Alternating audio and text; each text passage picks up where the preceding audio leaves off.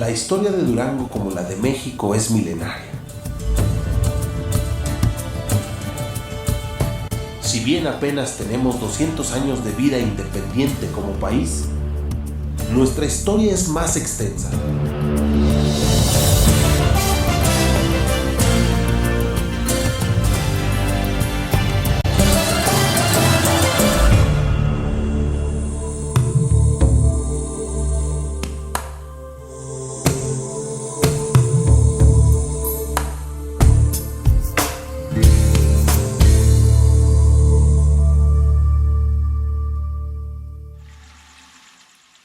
Nosotros tenemos registrado que las primeras habitaciones debieron haber sido desde el 450 después de Cristo aproximadamente, y debió haber continuado inclusive después de la época prehispánica. ¿Sí? Es muy posible que haya existido un abandono, y por eso es que vemos varios sectores de la ferrería con estructuras. El 800-900 es su punto máximo de expansión, de construcción, de gente. Cuando hablamos del periodo prehispánico en la ferrería, que es el periodo Chalchihuites, específicamente la rama guadiana, estamos hablando de un espectro de tiempo que va del 450, 550 después de Cristo, y podría llegar hasta el 1350 más o menos después de Cristo. Sin embargo, la extensión territorial y el ingreso a la política actual aconteció en la época de la conquista y la colonia, en donde estas culturas originales sufrieron un fuerte choque con los conquistadores españoles.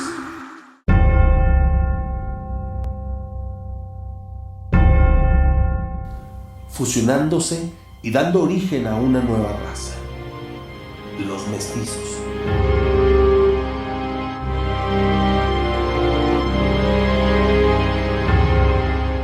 Indios de estas regiones se mezclaron con indios del centro del país, y más tarde con negros esclavos de origen africano, y todos ellos con el español y el europeo, que a su vez los europeos ya se habían mezclado con el árabe, romano y galo.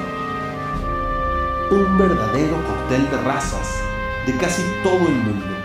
Esta mezcla de razas se dio en un periodo de entre 200 y 300 años, en la época llamada de la colonia, en donde la raza europea fue la dominante en América, México y Durango.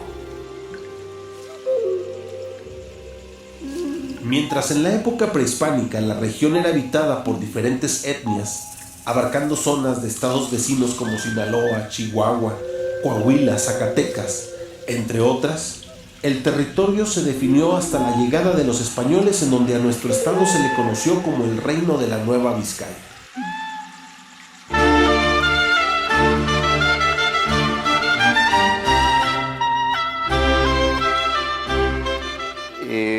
Como muchas cosas suceden desde entonces en este país, pues fue amañado, ¿verdad? Hubo ciertas influencias del tío que era yerno del virrey, y entonces pues todo lo que descubras al norte de la Nueva Galicia es territorio de la Nueva Vizcaya. Y todo lo que descubras al norte es todo, o sea, prácticamente estamos hablando de los límites de Sombrerete. Vamos a trazar imaginariamente una línea de Sombrerete. De ahí para el norte, pues toda la Nueva Vizcaya, todo lo que fueras descubriendo era la Nueva Vizcaya. Llegó a ser tal la aberración, porque era una aberración, que la Nueva Vizcaya alcanzaba hasta San Francisco.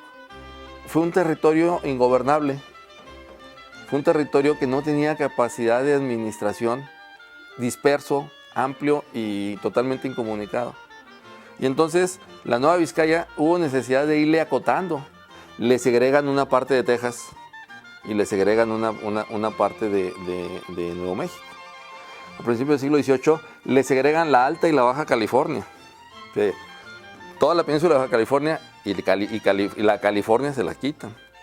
Y luego después se genera la gobernación de Arizpe. La gobernación de Arizpe era Sonora y Nuevo México, Colorado y Arizona, aproximadamente esa zona, y Nevada. Esta era la zona de Arizpe aproximadamente, y luego después Arizpe lo reducen porque generan Colorado y Arizona como otra gobernación, y a Arizpe le suman Sinaloa. Todo eso que te estoy diciendo eran terrenos que le iban quitando a la Nueva Vizcaya para poderla gobernar. Y luego después a esta gobernación de Nuevo México y Texas, que también era demasiado inmensa, la dividen en dos y generan la de Coahuila y Texas, la división de Coahuila y Texas. Todos estos fueron divisiones políticas que se le fueron segregando a la Nueva Vizcaya desde 40, 45 años después de su fundación y hasta fines del siglo XVIII. Es decir, durante 2 siglos estuvieron tratando de enmendar el error de no haberle puesto límite al acuerdo de creación de la Nueva Vizcaya. Entonces, el proceso de consolidación territorial fue muy lento. De todo esto y el gran terreno, pues el gran perdedor, si hablamos del punto de vista territorial, ha sido lo que es el estado de Durango, lo que fue la Nueva Vizcaya, porque estás hablando cómo se le fueron segregando territorios. Pero es que era un territorio ingobernable. O sea, era literalmente imposible gobernar un territorio.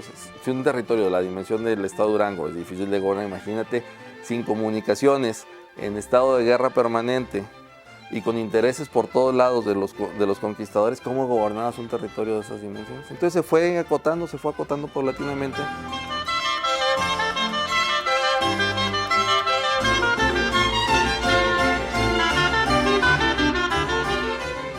Al finalizar la colonia, Durango y el hoy actual Chihuahua conformaban todo el estado, pero muy pronto se dividirían estos dos territorios.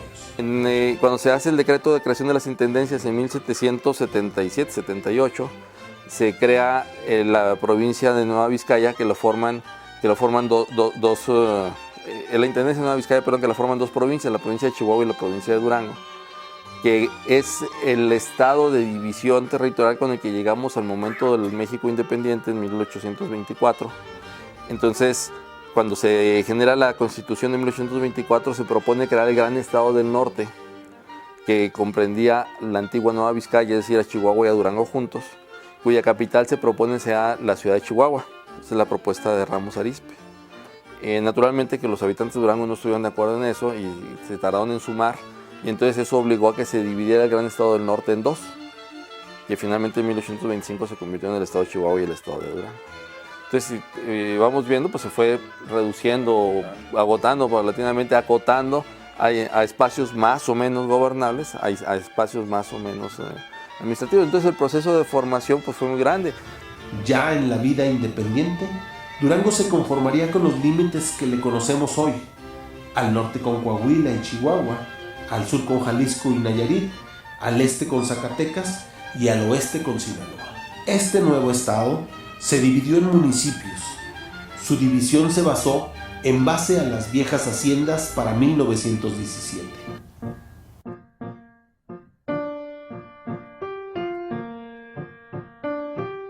El progreso, la estabilidad y el desarrollo se plasmaron en la época en que Porfirio Díaz es presidente de la República y la ciudad crece como nunca antes, ni siquiera como en sus tiempos de la gloria colonial. Sin embargo, en esta floreciente época porfiriana, mientras unos ganaban, otros perdían y se hundían en la pobreza, los indígenas, los campesinos y el proletariado. Y es en Durango donde también inicia la gran revuelta de nuestra historia, la Revolución Mexicana.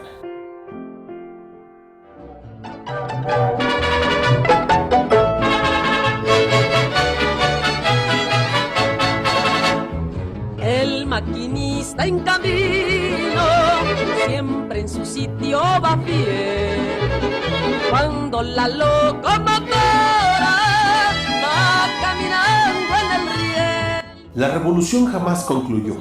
Los destinos de México caminaban hacia rumbos desconocidos en medio de un irreversible y estrepitoso desarrollo mundial. Ese es el problema con la Revolución Mexicana, ¿no? ¿Cuántas cosas han fracasado rotundamente, ¿no?, en el desarrollo de este país, ¿no? La creación de una verdadera democracia, no una democracia incipiente y en pañales después de 80 años de revolución. Son muchas las, dirían de manera un poco soft, un poco discursiva, las tareas pendientes de la revolución. A veces se habla de tareas pendientes, pero yo creo que la revolución toda, en términos generales, fracasó y sus logros algunos muy valorados, muy sentidos, muy apreciados, hacen de la revolución un hecho discontinuo, contradictorio, muy limitado, muy medido. Durango atravesó estos años con asombro y con un gran espíritu de esperanza. A finales de la época porfiriana, el duranguense vio atónito la entrada del ferrocarril, más tarde el automóvil, y no tardó en surcar los cielos el aeroplano. Del mismo modo, el telégrafo revolucionó las telecomunicaciones y las calles se iluminaban con el gran invento del siglo, la bombilla eléctrica. Adiós mi rielera, ya se va tu cuerpo.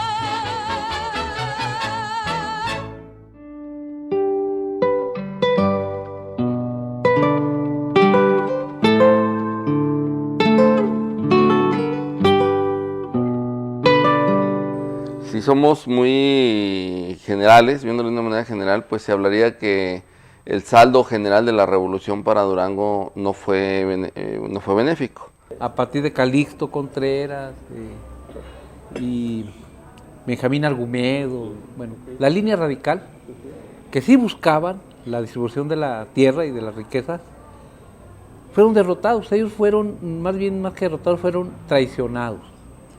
Y uno por uno fueron asesinados y ahí terminó el gran ideal de la revolución. Hubo una pérdida de vidas humanas muy alta, muy alta. Uno de los estados que más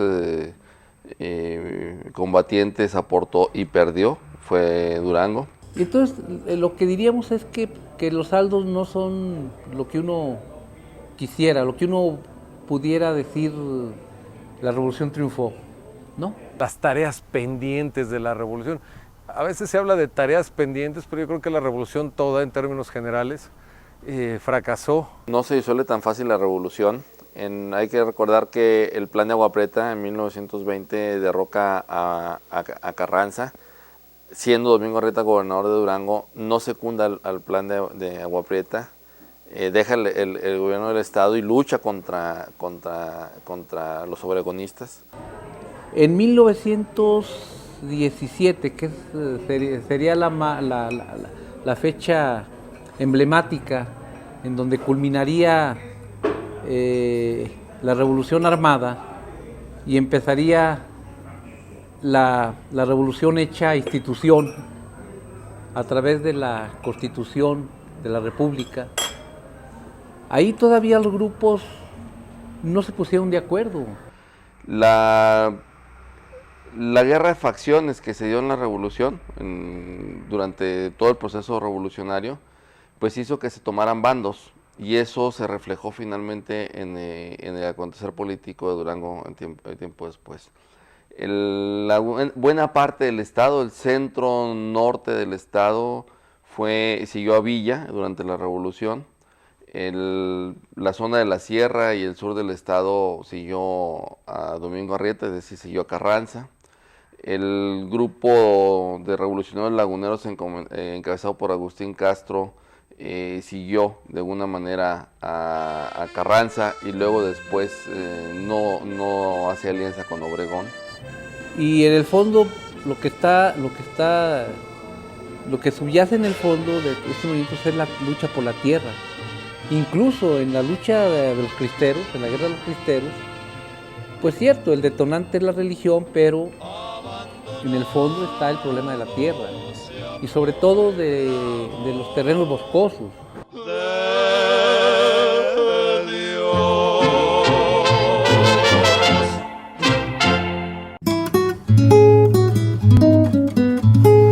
Durango y sus municipios gozan de una orografía e hidrografía muy rica y variada. Son 6 las regiones características del estado: el desierto, el semidesierto, los llanos, los valles, la sierra y las quebradas. Cada región tiene sus características y sus ventajas y desventajas. Sin embargo, el eje de la economía en estas regiones es la agricultura, siendo los principales productos el maíz, el frijol en la región de los llanos, el melón y la sandía y la calabaza en la región del semidesierto, y la industria forestal en la sierra y las quebradas.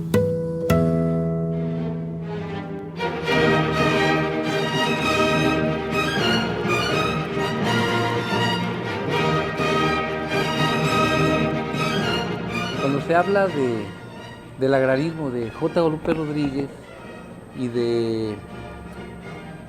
Sí fue un líder relevante porque incluso fue el que fundó lo que luego sería la Liga de Comunidades Agrarias, que a nivel nacional fue la CNC después.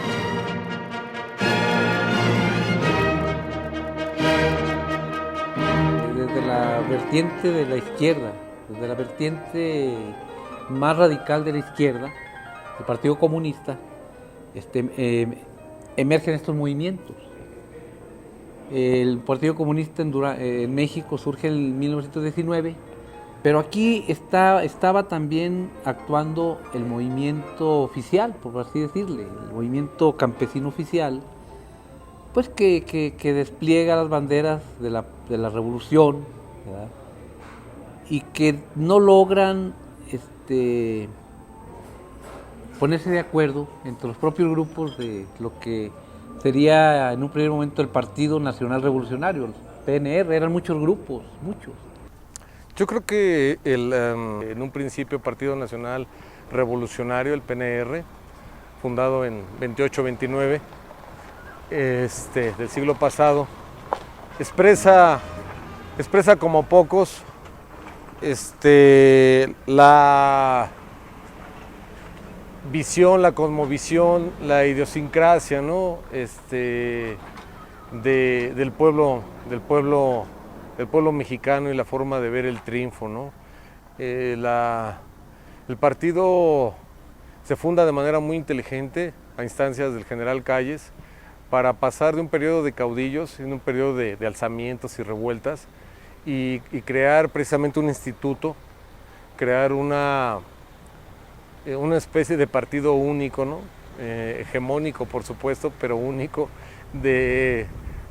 Bueno, hay discusiones al respecto, pero en términos pragmáticos, un partido único, donde la clase política, militar, sobre todo en ese momento, dejara las armas y a través de los curules, ¿verdad? A través de la presencia, ¿no? En las instancias, ¿no? Legislativas y en las instancias de gobierno, se decidiera, ¿no? quiénes iban a ocupar los puestos y de qué manera. El Partido Nacional Revolucionario, luego nacen sus sectores, la CTM, la CNC, la CNOP. Aquí en Durango no tienen un impacto mayor que la organización política misma de los gremios o de los sectores que van a darle forma al partido en el poder, al PRI. Y pues van surgiendo paulatinamente, van creciendo conforme van creciendo las diferentes organizaciones. Nacía una institución bastante autoritaria, con algunos visos, ¿no? Apenas de cambio, ¿no? hacia el juego político, que apenas si podríamos denominar democrático. Finalmente el Partido Nacional Revolucionario recupera el poder en Durango y ya no lo ha soltado, finalmente, después de ahí. Pero bueno, son los diferentes grupos políticos que se van conformando los que van accediendo al poder. Justamente tienen que fundar el PNR para poder aglutinar a todos esos grupos y tener un solo mando. Es lo que se le llama en este momento la revolución institucionalizada. Okay. Se echa un partido. Pero luego el movimiento de J. Guadalupe Rodríguez, cierto, se extiende en los llanos, se extiende en la laguna, se extiende en algunas partes, pero no logra ser general, no logra ser un movimiento. Por favorcito. Y luego viene la represión, contra este movimiento desde el propio Estado, porque ellos no se disciplinan, vamos, a los mandatos de el agrarismo oficial. Y entonces son perseguidos y finalmente asesinados, ¿no?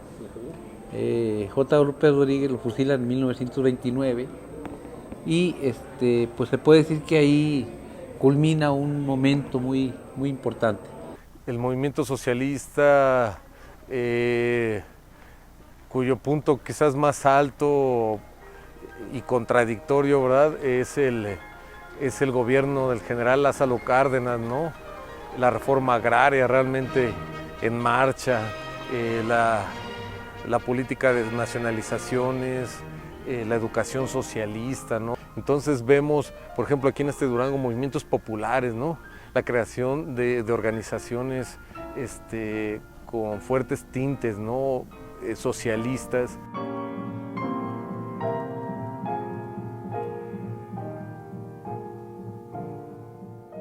Y la lucha más importante del movimiento del Partido Comunista se da entre el magisterio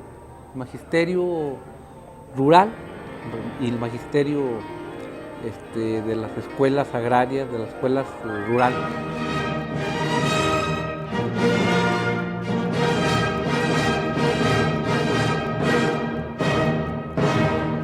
El general Carlos Real impulsa el desarrollo de la educación. Él plantea la necesidad de que la educación sea, plantea, no la necesidad, sino plantea el hecho de que la educación es la parte fundamental para el desarrollo, y él impulsa, similar a lo que había hecho Vasconcelos, una gran campaña de alfabetización en el estado y la creación de escuelas en prácticamente todos los poblados. Empieza a fundar escuelas por todos lados y empieza a requerir una demanda mayor de maestros. Y entonces, bueno, pues la normal se hace insuficiente y empieza a formar, a establecer otros modelos de formación de maestros, que finalmente ahora lo tenemos como en los modelos que hace el CONAFE y este tipo de otras organizaciones. Bueno, desde entonces se viene haciendo en Durango. La maestra Elena Centeno, Juana Villalobos, todos son maestros que forman parte de esta época del impulso de la educación, que son formadores de maestros. Son los formadores de los capacitadores y de los tutores que van a salir a educar en todo el estado.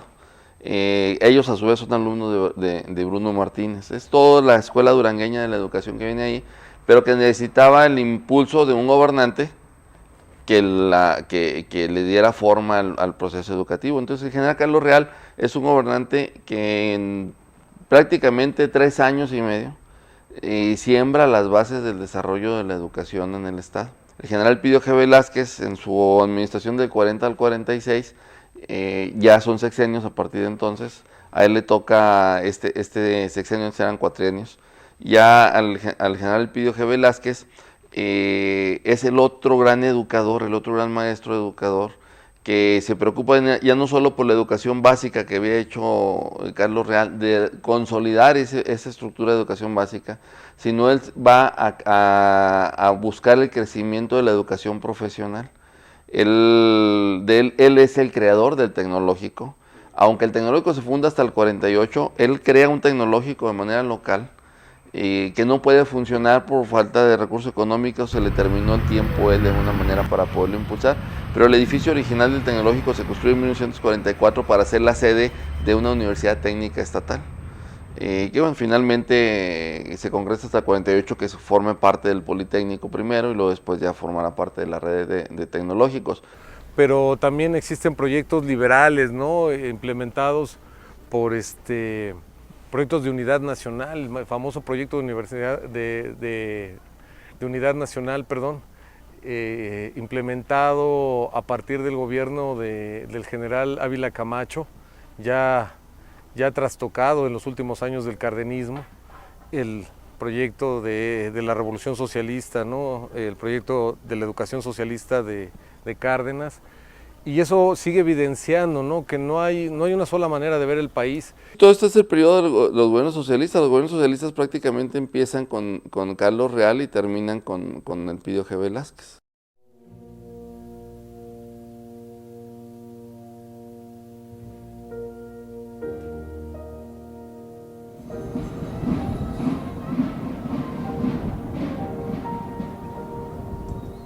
Con él nace la colonia Nueva Vizcaya aquí en Durango, que es la primera colonia con un desarrollo urbano diferente al que teníamos en el centro.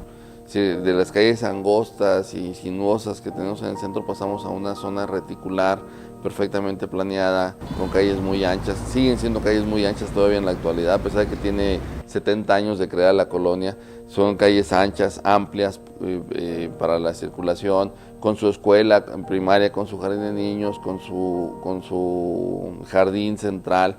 No tiene iglesia porque eran gobernadores socialistas. No, o sea, hacían escuelas. Lo importante eran las escuelas, eran los parques, jardines de niños, pero no las iglesias. No, aquí esta arquitectura es una arquitectura de carácter nacionalista, que busca elementos de las culturas prehispánicas y luego después de las culturas coloniales para hacer un reencuentro con la identidad, con los orígenes de la población, ¿no? Esa es la característica de la arquitectura deco.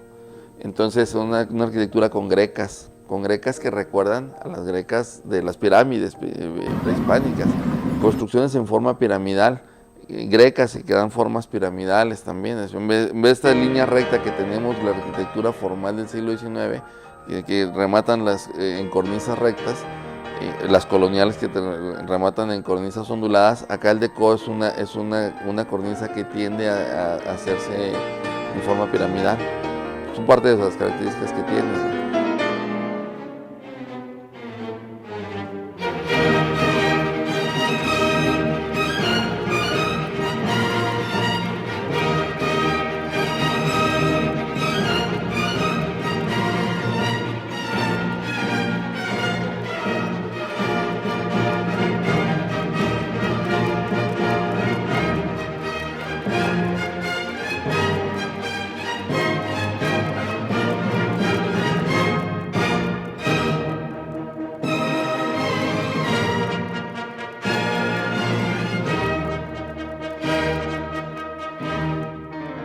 Hay edificios muy simbólicos de la arquitectura deco en Durango. Uno de ellos es la Escuela Revolución. La Escuela Revolución es un elemento fundamental del deco en Durango. Otro edificio deco muy importante es la Plazuela Bacortiz.